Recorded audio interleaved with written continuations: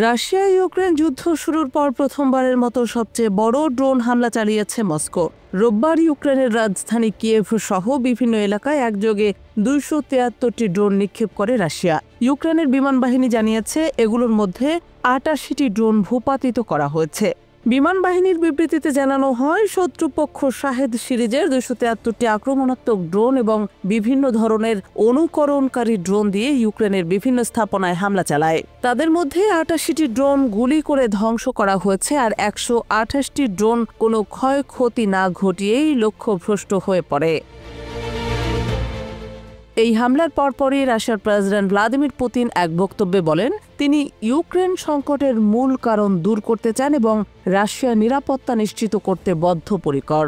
রুশ রাষ্ট্রীয় টেলিভিশনে দেওয়া সাক্ষাৎকারে পুতিন বলেন, আমাদের লক্ষ্য হল সংকট সৃষ্টিকারী কারণগুলো সমূলে উৎপাটন করা, একটি স্থায়ী শান্তির পরিবেশ তৈরি করা এবং রাশিয়ার সুরক্ষা নিশ্চিত করা। এই মন্তব্য এমন এক সময় এলো যখন মাত্র 2 দিন আগে 2022 সালের পর প্রথমবারের মতো ইউক্রেন ও রাশিয়ার মধ্যে সরাসরি শান্তি আলোচনা অনুষ্ঠিত হয়েছে। তবে আলোচনায় কোনো যুদ্ধবিরতির ব্যাপারে সমঝোতা হয়নি।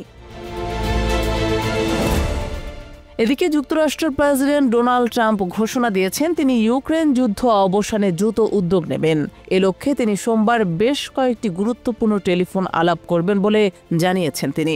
ট্রাম্পের পরিকল্পনা অনুযায়ী প্রথমে রুশ প্রেসিডেন্ট ভ্লাদিমির পুতিনের সঙ্গে কথা বলবেন, এরপর ইউক্রেনীয় প্রেসিডেন্ট ভলোদিমির জেলেনস্কি ও ন্যাটো মিত্রদের সঙ্গে আলোচনা করবেন।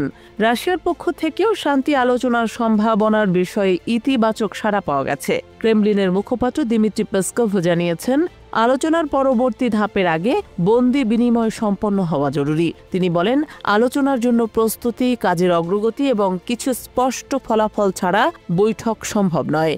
এদিকে ইউক্রেন জানিয়েছে তারা যুদ্ধ অবিলম্বে এবং নিঃশর্তভাবে বন্ধ করতে রাজি, কিন্তু রাশিয়া বলছে তারা যুদ্ধবিরতিতে রাজি হবে কেবল তখনই যদি ইউক্রেনে অস্ত্র সরবরাহ বন্ধ করা হয়।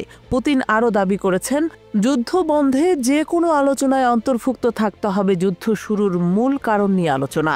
রাশিয়ার শর্তের মধ্যে রয়েছে ইউক্রেনের নিরপেক্ষতা, সেনাবাহিনী হ্রাস এবং ন্যাটো সদস্য পদে না যাওয়া। এই সব দাবিকে ইউক্রেন আত্মসমর্পণের শর্ত হিসেবে দেখছে এবং সরাসরি প্রত্যাখ্যান করেছে।